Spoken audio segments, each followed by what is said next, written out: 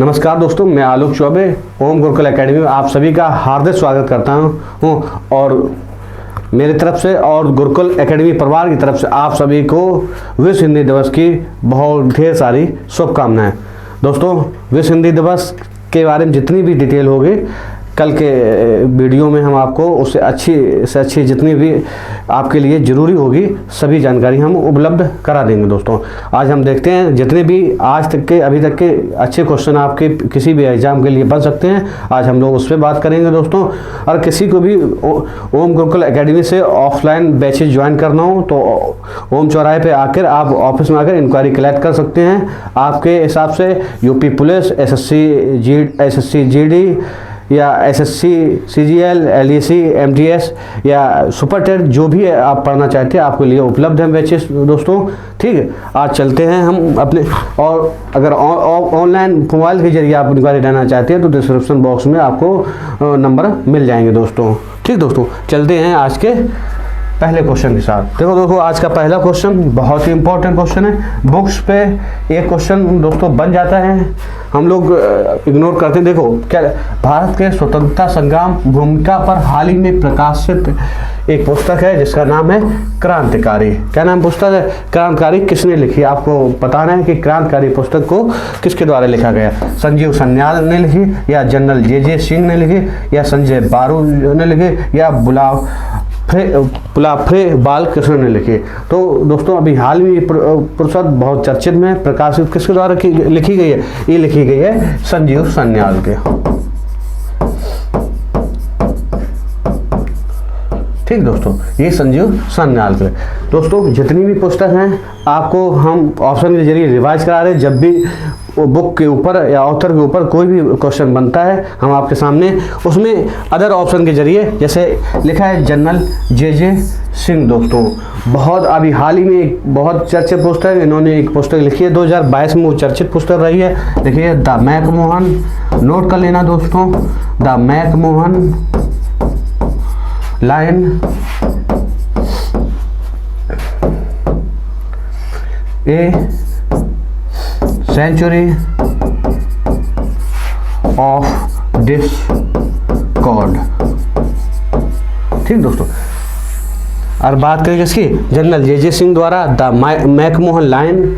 अब आप लोग कमेंट बॉक्स में कहते हैं कि मैकमोहन लाइन किन दो देशों के बीच है, मतलब एक तो भारत है, दूसरा कौन देश है, किन देशों के बीच में मैकमोहन रेखा जो है वो पड़ती है। तो कौन पुस्तक नाम है the McMahon line a century of discord. ठीक दोस्तों, ये इन्होंने पुस्तक लिखी है, बहुत ही इंपॉर्टेंट पुस्तक है दोस्तों ये, और 2022 में चर्चा में रही है दोस्तों।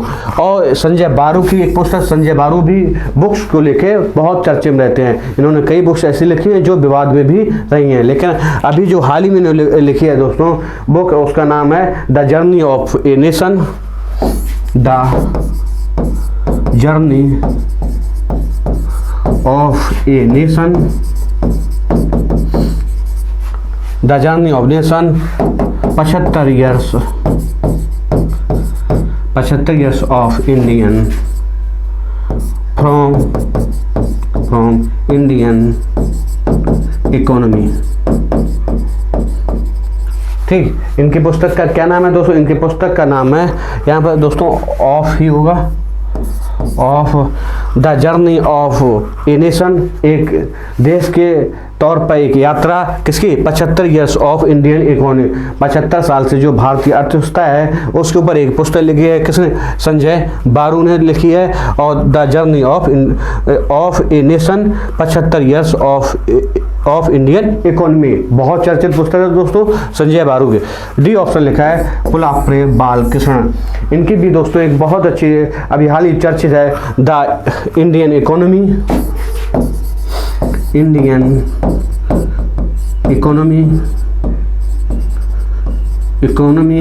From Nehru to Modi. ठीक, इनकी पुस्तक का क्या नाम है दोस्तों? Indian economy from Nehru to Modi ji. ठीक, फुलाप्रे बालकृष्णन के द्वारा लिखी गई है, Indian economy from Nehru to Modi ji. बहुत चर्चित पुस्तक है। चारों पुस्तकें जो अभी बताई, एक तो क्वेश्चन में कि क्रांतिकारी किसकी पुस्तक है, संजीव सान्याल की दोस्तों पुस्तक है, और general J Singh the McMahon line a century of discord है, संजय बारू की पुस्तक the journey of nation 75 years of a Indian economy, और फुलाप्रे बालकृष्णन की जो पुस्तक है Indian economy from Nehru to Modi. ठीक दोस्तों, बहुत ही चारों इंपॉर्टेंट पुस्तक किसी भी पेपर में ये आपको पूछी जाती है, इसलिए जरूर नोट कर लेना इन पुस्तकों। इसका आंसर क्या होगा, ये ऑप्शन। चलते हैं दोस्तों नेक्स्ट क्वेश्चन पे। हाल ही में वाल्टर कनिंघम का निधन हो गया का संबंध किससे है, अंतरिक्ष यात्री या फुटबॉलर है ये, या हॉकी खिलाड़ी है, या इनमें से कोई नहीं दोस्तों।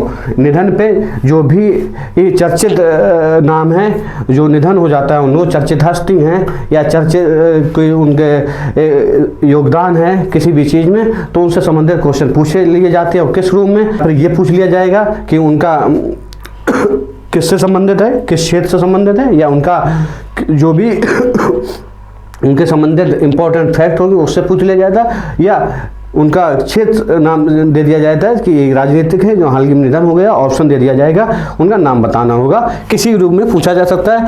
तो अभी हाल ही में वाल्टर कनिंघम का निधन हो गया। वाल्टर कनिंघम दोस्तों, ये नासा द्वारा एक अंतरिक्ष में एक दल भेजा गया था। उस दल तीन लोगों का वो दल था, उसमें ये आखिरी जीवित व्यक्ति थे जिनका अभी हाल ही में निधन हो गया। किसमें, तो ये एक अंतरिक्ष यात्री। ठीक दोस्तों, नासा द्वारा भेजा गया। आप समझ सकते हैं कि नासा किस देश की अंतरिक्ष एजेंसी है, यह है अमेरिका की। ठीक, अमेरिका की अंतरिक्ष। और कब भेजा गया था, एक अपोलो मिशन दोस्तों भेजा गया था, अपोलो 7 नाम से।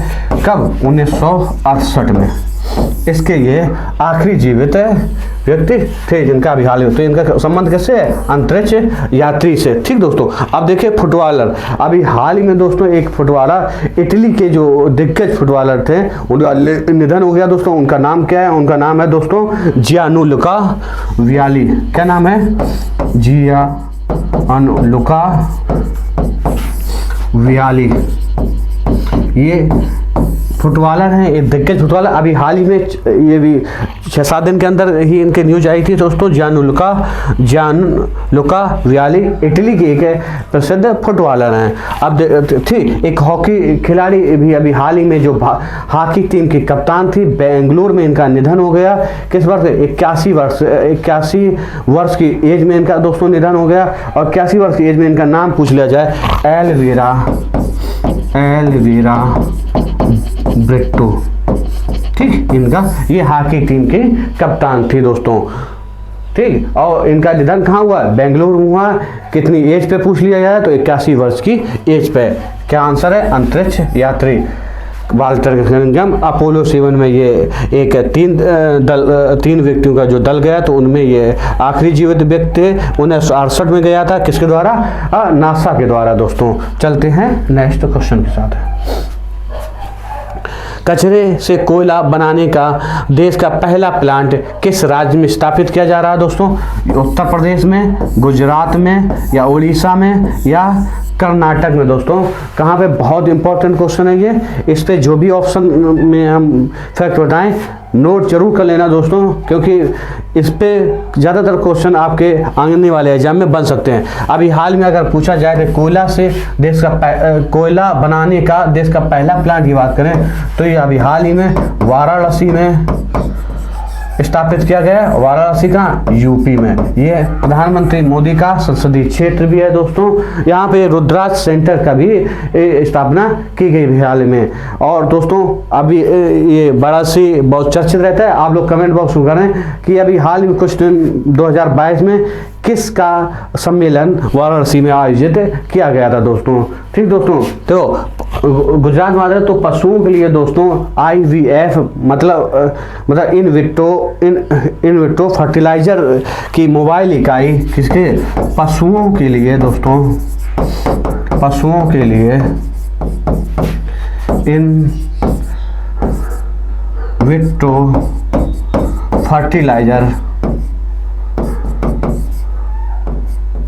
लाइजर, इन्हें शॉर्ट फॉर्म में IVF कहते हैं, कि इकाई की मोबाइल डिवाइस की स्थापना की गई। कहाँ की गई? गुजरात में। ठीक, बात करें उड़ीसा में। उड़ीसा में दोस्तों कोयला गैसीकरण आधारित एक उर्वरक प्लांट का उद्घाटन किया गया है। किसका? तलचर उर्वरक प्लांट का नाम है। अगर आपसे पूछ लिया जाए, हैं, उसका स्थापित किया जा रहा है। कहाँ पे ये किया जा रहा है? उड़ीसा में। अगर बात करें कर्नाटक की दोस्तों, तो कर्नाटक में हाल ही में प्लास्टिक पार्क की स्थापना की गई, पहले प्लास्टिक पार्क की भारत के, और ऐसा प्लास्टिक पार्क जिसमें खिलौने को बनाने की या विकसित करने की प्रक्रिया की जाती थी। ठीक, कहाँ पे? कर्नाटक में देश का पहला प्लास्टिक पार्क। पूछ लिया जाए क्या क्या पूछा कि कचरे से कोयला बनाने का प्लांट है, और वाराणसी यूपी में, और गुजरात में पशुओं के लिए जो इन विट्रो फर्टिलाइजर इकाई की मोबाइल डिवाइस की स्थापना की जा रही। कहाँ? गुजरात में। उड़ीसा में कोयला गैसीकरण से जो उर्वरक प्लांट की स्थापना की जा रही तलचर में। ठीक, और कर्नाटक में देश के पहले प्लास्टिक पार्क की स्थापना की जा रही है। ठीक दोस्तों, आंसर क्या हो जाएगा? ये बहुत ही इंपॉर्टेंट ये फैक्ट है। चलते, हाल ही में भारत और किस देश के बीच संयुक्त सैन्य अभ्यास वीर गार्जियन 2023 आयोजित किया जा रहा है? दोस्तों ये वीर गार्जियन पहली बार किया जा रहा है, भारत और जापान के बीच किया जा रहा है। ये 10 दिवसीय युद्धाभ्यास है दोस्तों। ठीक, वायुसेना के बीच में वीर गार्जियन। ठीक, 10 दिवसीय है। कब से कब तक? 16 जनवरी से लेकर दोस्तों ये कब तक? 26 जनवरी तक चलेगा। ठीक, कहाँ? जापान के साथ इसका संयुक्त सैन्य अभ्यास वीर गार्जियन है। ये दोस्तों पहली बार हो रहा है। धर्म गार्जियन करके पहले होता था भारत और जापान के बीच में। ठीक, क्या नाम से? धर्म गार्जियन के साथ आप रिलेट कर सकते हैं, वो धर्म गार्जियन है, ये है अभ्यास वीर गार्जियन। अब बात करते हैं मलेशिया के साथ एक आयोजन होता है, हरमऊ शक्ति 2022 का आयोजन होता है। किसके साथ? हरमऊ शक्ति 2022। आपसे पूछ लिया जाए हरमऊ शक्ति जो एक संयुक्त सैन्य अभ्यास है दोस्तों, ये भारत और मलेशिया के बीच 2022 में इसका कहाँ हुआ था? ये मलेशिया में आयोजित किया गया था। आपको सिर्फ इतना याद रखना है कि अगर आपसे पूछ लिया जाए हरमऊ शक्ति किन दो देशों के बीच एक संयुक्त सैन्य अभ्यास है, तो किसके बीच? भारत और मलेशिया के बीच में। अगर आपसे नेपाल की बात की जाए, अभी हाल ही में नेपाल के साथ एक आयोजित किया जाए सूर्य किरण नाम से। किस नाम से दोस्तों? सूर्य किरण नाम से जो एक संयुक्त सैन्य प्रशिक्षण अभ्यास का आयोजन होता है। देखो उसमें सैन्य अभ्यास, इसमें प्रशिक्षण अभ्यास लग गया है। याद रख दोस्तों, ध्यान देना शब्दों में। संयुक्त सैन्य प्रशिक्षण अभ्यास सूर्य किरण जो है वो नेपाल और भारत के साथ होता है। किसके साथ? नेपाल। अभी हाल ही में एक आयोजित किया गया था इसके साथ 16वां संस्करण। कौन सा संस्करण था दोस्तों? 16वां संस्करण। अब डी ऑप्शन देखते हैं, काजिस्तान दोस्तों। काजिस्तान के साथ अभी हाल ही में दिसंबर में दोस्तों एक काजिंद नाम का एक संयुक्त सैन्य अभ्यास आयोजित किया गया था। किस नाम से? काजिंद नाम से है। किसके साथ? कजाकिस्तान के साथ काजिंद 2022 कब? दिसंबर में आयोजित किया गया था। अब पूछ लिया जाए कहाँ पे आयोजित किया गया था दोस्तों? आयोजित किया गया था, ये किया गया था उमरोई मेघालय में। कहाँ पे? उमरोई मेघालय में दोस्तों इसका आयोजित किया गया था। अगर आपसे डेट पूछ लिया जाए, पहली बार पूछी नहीं जाए तो 1528 दिसंबर अगर बता, लेकिन आपको डेट से कोई मतलब नहीं। किन दो देशों के बीच होता है? कजाकिस्तान और भारत के बीच। कहाँ हुआ? उमरोई मेघालय में हुआ। और कौन सा क्या नाम है? नाम पूछा जा सकता है ना आपसे कि काजिंद नाम से एक ये संयुक्त सैन्य अभ्यास है 2 देशों के बीच में। ठीक दोस्तों, इसका आंसर क्या होगा? जापान। जापान आपको धर्म गार्जियन याद होगा, पहले से आयोजित होता है, पहली बार इसका होगा, इसलिए उससे रिलेट भी कर सकते हैं अगर आपको याद ना रहे। चलते हैं नेक्स्ट क्वेश्चन के साथ। किस राज्य में आयोजित 3 दिवसीय पूर्वोत्तर कृषि कुंभ 2023 का उद्घाटन किया गया? ठीक है, अभी हाल ही में कृषि एवं कल्याण मंत्री नरेंद्र सिंह तोमर ने इसका उद्घाटन किया था। किसने? नरेंद्र सिंह तोमर, कृषि एवं किसान कल्याण मंत्री। दोस्तों याद रखना, ये भी पूछ लिया जाता है कि कृषि एवं किसान कल्याण मंत्री इस वर्तमान में कौन है? नरेंद्र सिंह तोमर। इन्होंने अभी हाल ही में उद्घाटन किया। कब से? 4 से 6 जनवरी 2023 के बीच में इसका आयोजित किया गया। किसका? पूर्वोत्तर कृषि कुंभ 2023 का। ठीक, ये कहाँ पे आयोजित किया गया? ये मेघालय। बस आपसे क्या 2 चीजें पूछी जा सकती हैं? पूर्वोत्तर कृषि कुंभ का आयोजन 2023 का आयोजन कहाँ किया गया? मेघालय में किया गया। किसने उद्घाटन किया? नरेंद्र सिंह तोमर ने। कब से कब तक चला? 4 से 6 जनवरी 2023 तक। दूसरा, अभी हाल ही में दिसंबर में 10वां संस्करण पूर्वोत्तर जो फेस्टिवल था, नॉर्थ ईस्ट फेस्टिवल का उद्घाटन भी नई दिल्ली में किया गया आयोजन उसका, वो भी दोस्तों याद है। उसका उद्घाटन किसने किया था? नारायण राणे ने, एमएसएमई के मंत्री हैं जो। ठीक दोस्तों, अब बात करते हैं गुजरात की। इसका आंसर क्या हो गया? मेघालय। अब बात करते हैं गुजरात में। देखो दोस्तों, अभी हाल ही में गुजरात की बात करें तो गुजरात में अभी चल रहा है एक महोत्सव, अंतर्राष्ट्रीय पतंग महोत्सव। बहुत ही भव्य स्वरूप होता है उसका। कम से कम 70 के आसपास देश उस पतंग महोत्सव में भाग ले रहे हैं दोस्तों। ठीक, उस पतंग महोत्सव का कार्यक्रम इतना बड़ा है, इतना विशाल है कि उसमें गिनीज वर्ल्ड में उसका नाम हर वर्ष उसका रिकॉर्ड अपना एक दर्ज करवाता है। ठीक, कब से कब तक हो रहा है? गुजरात के साबरमती जो रिवर फ्रंट है दोस्तों, कौन सा? साबरमती रिवर फ्रंट है, वहाँ पे उसका गुजरात के सीएम भूपेंद्र पटेल ने उद्घाटन किया है। कब से कब तक के बीच? 8 से 14 जनवरी। कब से कब तक? 8 से 14 जनवरी के बीच में गुजरात के सीएम जो हैं भूपेंद्र पटेल ने दोबारा, जो बहुत ही बहुमत के साथ दोबारा मुख्यमंत्री बने, उन्होंने साबरमती रिवर फ्रंट पर इसका उद्घाटन किया। लगभग 70 देश उसमें भाग ले रहे हैं और ग्रीन बुक में हर बार ये अपना एक नया रिकॉर्ड बनाता है। ठीक है, इसकी थीम जो है G20 पे आधारित है। ठीक, आप लोग कमेंट करना कि G20 की थीम क्या है दोस्तों। अब बात करते हैं नई दिल्ली की। अब नई दिल्ली में अभी हाल ही में दोस्तों भारत का पहला पशु स्वास्थ्य शिखर सम्मेलन का आयोजित किया जाता था। भारत का पहला पशु स्वास्थ्य शिखर सम्मेलन। ठीक है, कब किया गया? ये किया गया था जुलाई में दोस्तों। कब किया गया था? जुलाई में। भारत का पहला पशु स्वास्थ्य शिखर सम्मेलन कब किया था? जुलाई में किया गया था। अब बात करते हैं हरियाणा में। हरियाणा में 35वां सूरजकुंड शिल्प मेला का आयोजन किया गया था। कहाँ? हरियाणा के फरीदाबाद में। कहाँ दोस्तों? हरियाणा के फरीदाबाद में 35वां सूरजकुंड मेले का आयोजन किया गया था। इसमें अगर थीम स्टेट का नाम पूछ लिया जाए कि इसमें थीम स्टेट होता है, थीम स्टेट तो जम्मू एंड कश्मीर। अगर सहयोगी देश पूछ लिया जाए तो उज्बेकिस्तान बताएंगे। क्या बताएंगे? उज्बेकिस्तान। अगर इसका पूरा नाम पूछ लिया जाए 35वां सूरजकुंड अंतर्राष्ट्रीय शिल्प मेला नाम से हो जाएगा। ठीक दोस्तों, हैं कहाँ पर सहयोगी देश लिख लीजिए नाम, Uzbekistan. Theme state Jammu and Kashmir. 35वां सूरजकुंड अंतर्राष्ट्रीय शिल्प मेला का आयोजन है। कहाँ पे? फरीदाबाद हरियाणा में। नई दिल्ली में पशु स्वास्थ्य शिखर सम्मेलन। और गुजरात में अभी हाल ही में अंतर्राष्ट्रीय पतंग महोत्सव का आयोजन किया जा रहा है 8 से 14 जनवरी। वहाँ के मुख्यमंत्री ने साबरमती रिवर फ्रंट पर इसका उद्घाटन किया। ठीक है, और मेघालय में केस का जो है पूर्वोत्तर कृषि कुंभ का उद्घाटन कब से 4 से 6 जनवरी के बीच नरेंद्र तोमर जी ने किया था।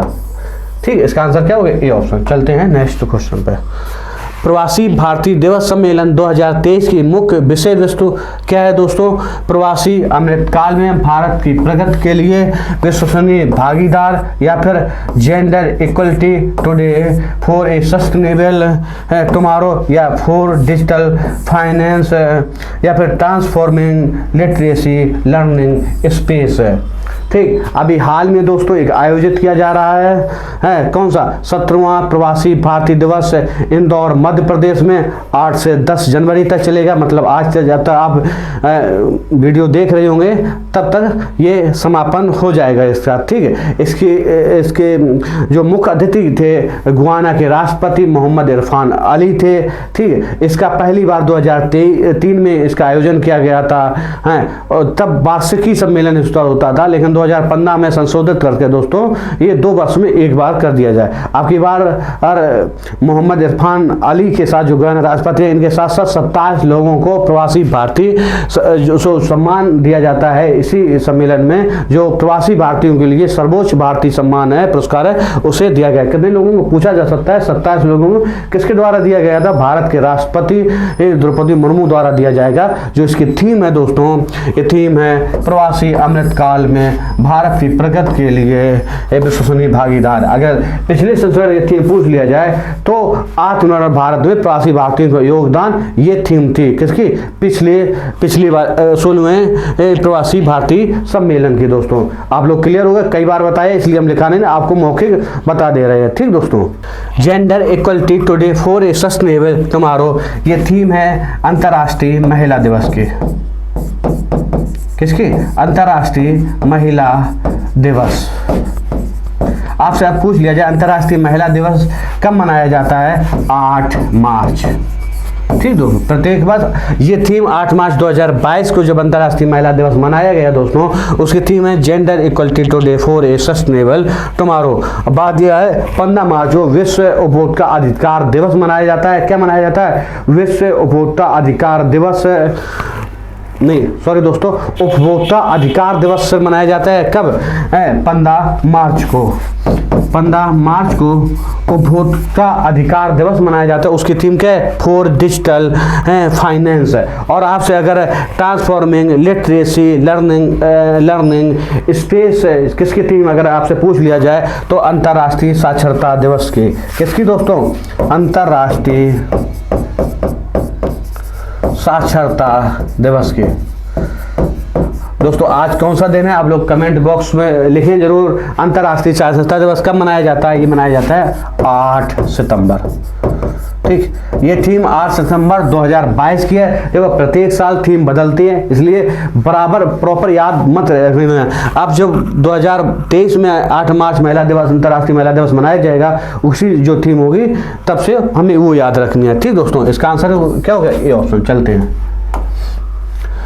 बस 2022 के शीर्ष प्रदर्शन वाले वैश्विक हवाई अड्डों की सूची में कौन सा हवाई अड्डा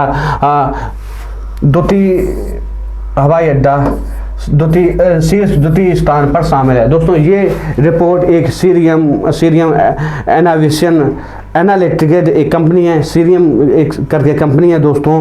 ठीक, उसका एक अध्ययन की रिपोर्ट है। आपको याद इतना नहीं है, सिर्फ इसमें इतना याद रखना है दोस्तों कि शीर्ष पे इस जो हवाई अड्डों की जो सूची आई है इसमें शीर्ष स्थान किसका है दोस्तों? शीर्ष स्थान अगर बात करें जाए तो हनेडा एयरपोर्ट किसकी, कहाँ पे? टोक्यो जापान में बढ़ता है। ठीक, इसने शीर्ष स्थान इस रिपोर्ट में अध्ययन में। ठीक, पूछा क्या है? द्वितीय स्थान दोस्तों कैंपागोड़ा अंतर्राष्ट्रीय हवाई अड्डा को प्राप्त हुआ है। कैंपागोड़ा हवाई अड्डा कहाँ पे दोस्तों? ये है बेंगलुरु में। ठीक, तो तीसरा अगर हवाई अड्डे की बात करें तो salt lake city international airport USA में, इसे दोस्तों तीसरा स्थान मिला है। और बात करें इंदिरा गांधी अंतर्राष्ट्रीय हवाई अड्डा जो नई दिल्ली में है दोस्तों, इसको 7वां स्थान मिला है। ठीक दोस्तों, आपको सिर्फ एक हनेडा एयरपोर्ट जो टोक्यो जापान में, इसे याद रखना है क्योंकि इसे शीर्ष स्थान मिला है। और 2 भारतीय जो टॉप 10 में जगह बनाए हैं, एक दूसरा स्थान कैंपागोड़ा अंतर्राष्ट्रीय हवाई अड्डा बेंगलुरु, दूसरा इंदिरा गांधी अंतर्राष्ट्रीय हवाई अड्डा जिसे 7वां स्थान मिला है दोस्तों। जो इसका अध्ययन सीरियम एविएशन एनालिटिक एक कंपनी है, उसके द्वारा इसका अध्ययन किया जा रहा है, लेकिन वो इतना जरूरी नहीं। इसका आंसर क्या हो गया? क्या पूछा था? द्वितीय स्थान कैंपागोड़ा जो बेंगलुरु का हवाई अड्डा उसे मिला था।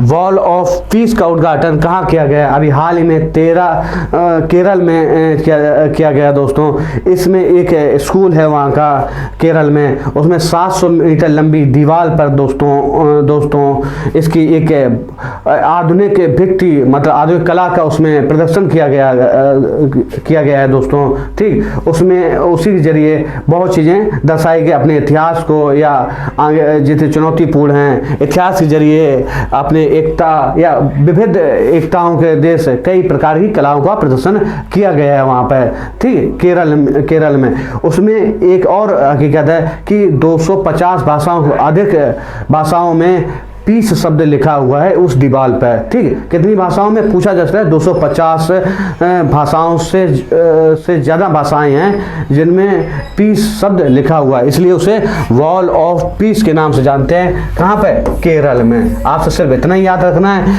वॉल ऑफ पीस कहाँ पर? केरल में है। और ज़्यादा ज़्यादा ये पूछ लिया जाता है कितने भाषाओं में पीस शब्द लिखा है। वो कितनी भाषाओं में लिखा है दोस्तों? 250 से अधिक भाषाओं में। अब बात करते हैं महाराष्ट्र दोस्तों। लातूर में स्टैचू ऑफ नॉलेज का एक स्थापना की गई है। स्टैचू ऑफ नॉलेज किसके? भीमराव अंबेडकर की 72 फीट बैठी प्रतिमा है ये। कहाँ पे? स्टैचू ऑफ नॉलेज जिसके नाम से जानते हैं, लातूर महाराष्ट्र में। स्टैचू ऑफ नॉलेज आपसे पूछ लिया जाता है स्टैच्यू ऑफ नॉलेज में किसकी प्रतिमा है? भीमराव अंबेडकर की, ये संविधान निर्माता, और कौन सी बैठी हुई प्रतिमा है? 72 फीट। कहाँ पर? जिसे बोलते हैं स्टैच्यू। अब बात करते हैं कर्नाटक के बेंगलुरु एयरपोर्ट पर एक स्टैच्यू ऑफ प्रोस्पेरिटी, ये प्रतिमा का नाम है उसका किसके? नाथ प्रभु केम्पेगौड़ा की वो प्रतिमा है दोस्तों। उसे क्या बोलते हैं? Statue of prosperity. वो 108 फीट लंबी ऊंची फीट प्रतिमा है। अब तेलंगाना के हैदराबाद शहर में दोस्तों स्टैच्यू ऑफ इक्वलिटी, कौन सी? स्टैच्यू ऑफ इक्वलिटी जो 216 फीट की प्रतिमा है, उसे क्या बोला जाता है? किसकी है? श्री रामानुजाचार्य की। उसे स्टैच्यू ऑफ इक्वलिटी के नाम से जाना जाता है। आपसे पूछ लिया जाए स्टैच्यू ऑफ इक्वलिटी कहाँ है? हैदराबाद तेलंगाना में। किसकी ऊंचाई है? 216 फीट है। श्री रामानुजाचार्य की प्रतिमा है। और आपसे पूछे स्टैच्यू ऑफ प्रोस्पेरिटी बेंगलोर के एयरपोर्ट पे बनी हुई है कर्नाटक में। अगर आपसे पूछ लिया जाए statue of knowledge Latur Maharashtra में, और वॉल ऑफ पीस पूछ लिया जाए तो केरल में। चलते हैं नए क्वेश्चन के साथ दोस्तों।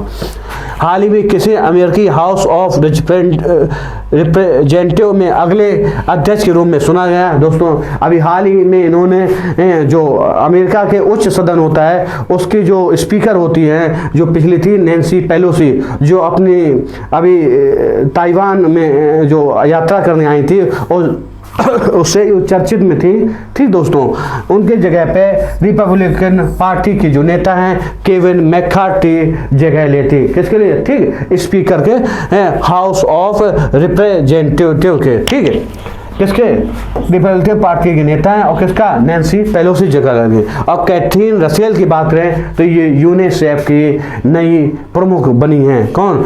Catherine Russell. अब बात करें रेबिका की तो ये अंक ताग की नई प्रमुख महासचिव नियुक्त किया गया है। किसके? रेबेका को। अहमद नासर की अगर दोस्तों किसकी? अहमद नासर की अगर दोस्तों बात करें तो इनको इंटरपोल का नया अध्यक्ष नियुक्त किया गया है। इंटरपोल जो इसका 9वीं बैठक नई दिल्ली भारत में आयोजित किया गया था। ठीक दोस्तों, इसका आंसर क्या है? ए। हाल ही में भारतीय स्क्वैश खिलाड़ी अनाहत सिंह ने किस प्रतिष्ठित टूर्नामेंट का खिताब जीता? अभी हाल ही में दोस्तों इसका आयोजन चल रहा है। किसका? देखो दोस्तों, अभी हाल ही में इसका चल रहा, कब से कब तक? 4 से 8 जनवरी। ब्रिटिश इंग्लैंड के बर्मिंघम शहर में इसका आयोजन किया गया। कब से? 4 से 8 जनवरी तक।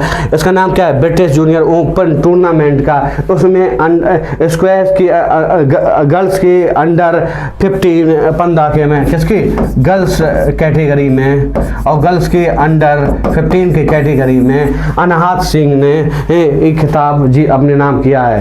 ठीक, कैटेगरी पूछी जा सकती है गर्ल्स के अंडर 2015 में अनाज सिंह ने ये किताब अपने नाम किया। कौन सा किताब? ब्रिटिश जूनियर ओपन टूर्नामेंट, जो इंग्लैंड के बर्मिंघम शहर में 4 से 8 जनवरी 2023 तक आयोजित किया गया। दोस्तों ये इतना पूछा जा सकता है कि अनाज सिंह का संबंध किस खेल से है, तो किससे? स्क्वैश की ये खिलाड़ी है। अब बात करते हैं सुल्तान जोहर कप, जिसका आयोजन मलेशिया में दोस्तों किया जाता है और इसमें भारत ने ऑस्ट्रेलिया को हराया था। किसमें? सुल्तान जोहर कप 2022 में ये हॉकी की एक टूर्नामेंट है। इसमें ये कहाँ आयोजित की गई थी? मलेशिया में। इस टूर्नामेंट में भारत ने ऑस्ट्रेलिया को हराया था। और रोड सेफ्टी वर्ल्ड सीरीज 2022 की बात करें तो ये भारत में आयोजित की गई थी। दोस्तों कहाँ आयोजित की गई? भारत में। इसमें भारत लीजेंड ने श्रीलंका लीजेंड को हराया था। जैसे T20 के थर्ड मैच में सूर्य यादव के शतक से श्रीलंका 2-1 से मैच सीरीज हार गई T20। ठीक, ऐसे road safety world series 2022 Bharat में आयोजित की गई और ये भारत लीजेंड द्वारा श्रीलंका लीजेंड को हराया गया। और थॉमस कप 2022 की बात करें तो इसमें ये एक फुटबॉल बैडमिंटन खेल संबंध है। कौन? Thomas cup. इसमें भारत ने इंडोनेशिया को हराया। अगर पुरुष बैडमिंटन की बात करें जो थॉमस है, अगर महिला की बात करें ले दोस्तों तो दक्षिण कोरिया विजेता बना है। किसका? थॉमस का। इसका ये कहाँ पे आयोजित है? ये बैंकॉक थाईलैंड में थॉमस कप 2022 का आयोजन किया गया। कहाँ पे? बैंकॉक थाईलैंड में। पुरुष में भारत इंडोनेशिया विजेता बनो और महिला की बात की जाए बैडमिंटन थॉमस कप में तो दक्षिण कोरिया विजेता बना। ठीक दोस्तों, इसका आंसर क्या हो गया? ए। अब चलते हैं तो करंट के क्वेश्चन दोस्तों हो गए। कुछ प्रमुख भारत के प्रमुख पदाधिकारी के नाम है जो ज्यादातर पेपर में पूछे जा सकते हैं आपके, इसलिए यहाँ पे आपको हम कराए। एक बार आप नोट जरूर कर लेना इन सभी को, क्योंकि किसी न किसी पेपर में ये प्रमुख पदाधिकारी बहुत चर्चित होते हैं और पूछे जाते हैं, इसलिए इग्नोर मत करिए इन लोगों को। कैबिनेट सचिव जो सबसे पावरफुल होता है भारत के पदाधिकारियों में, कैबिनेट सचिव राजीव गौबा को बनाया। राजीव गौबा है। इसमें विदेश सचिव की बात करें तो विनय मोहन क्वात्रा हैं। अगर गृह सचिव की बात करें तो अजय कुमार भल्ला है।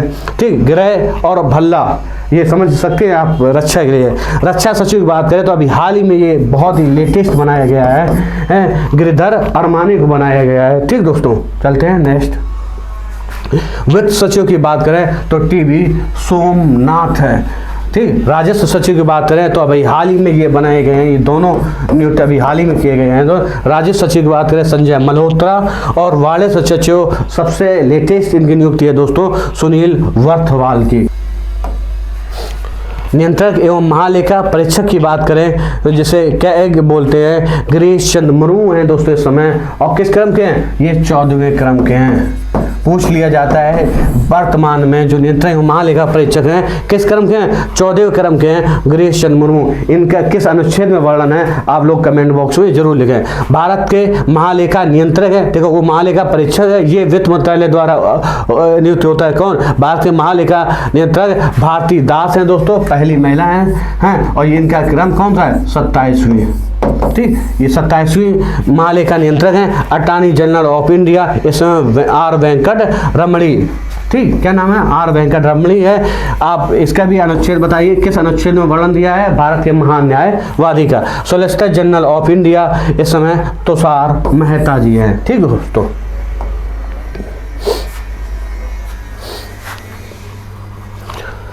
उच्चतम न्यायालय के मुख्य न्यायाधीश DY चंद्रचूड़ हैं। अगर इनसे पूछा जाए मुख्य CGI जो होते हैं DY चंद्रचूड़, ये 50वें क्रम के हैं। ठीक दोस्तों, अगर भारत के लोकपाल अध्यक्ष से पूछ लिया जाए तो प्रदीप कुमार मोहंती इस समय भारत के लोकपाल के अध्यक्ष है। अगर आपसे चीफ ऑफ डिफेंस स्टाफ की बात कर ली जाए इस समय वर्तमान में अनिल चौहान है, ये दूसरे CDS है, पहले बिपिन रावत थे दोस्तों। नौसेना अध्यक्ष की बात करें तो वर्तमान में आर हरि है, जिनका क्रम अगर पूछ लिया जाए तो ये 25वें क्रम के हैं दोस्तों। ठीक, वायुसेना अध्यक्ष विवेक राम चौधरी है वर्तमान में दोस्तों, इनका अगर क्रम पूछ लिया जाए तो ये 27वें क्रम के थल सेना अध्यक्ष मनोज पांडे हैं वर्तमान में दोस्तों। इनका क्रम पूछ लिया जाए तो 29वें। जितने भी ये सेना अध्यक्ष संबंधित हैं ये दो का अंतर देखो, ये 25वें क्रम के हैं, वायुसेना 27वें क्रम के और थल सेना अध्यक्ष 29वें क्रम के हैं। और CDS जनरल दूसरे CDS जो अनिल चौहान है वो दूसरे CDS हैं। भारत के मुख्य चुनाव आयुक्त इस समय दोस्तों राजीव कुमार जी हैं। भारत के मुख्य सूचना आयुक्त इस समय यशवर्धन सिन्हा सिंह हैं दोस्तों। बहुत ही इम्पोर्टेंट है, पूछा जाता है। सूचना आयुक्त राष्ट्रीय मानवाधिकार आयोग के अध्यक्ष पूर्व जो न्यायाधीश हैं अरुण कुमार मिश्रा वर्तमान में। और राष्ट्रीय महिला आयोग के अध्यक्ष रेखा कुमारी हैं जो लंबे अरसों से अपने पद पर बनी हुए हैं। किसके? राष्ट्रीय महिला आयोग के। क्या नाम है? रेखा कुमारी। ठीक दोस्तों, इतने प्रमुख पदाधिकारी जो आपके बहुत ही इम्पोर्टेंट पूछे जाते हैं, किसी न किसी पेपर आपके रखे मिलेंगे, तो देखते हैं, इन्हें जरूर नोट कर लेना कहीं ना कहीं। आप देखते रहिए गुरुकुल एकेडमी के इस प्लेटफार्म को। शेयर, कमेंट और लाइक करना ना भूला करिए दोस्तों। हम लोग आपको इतनी मेहनत से चीज़ें उपलब्ध कराते हैं, अगर आपका भरपूर प्यार मिलता रहेगा तो हम लोगों को मोटिवेशन मिलता रहता है। इससे और अच्छा मैटर आपको देने में उत्साह मिलेगा। देखते रहिए। धन्यवाद दोस्तों।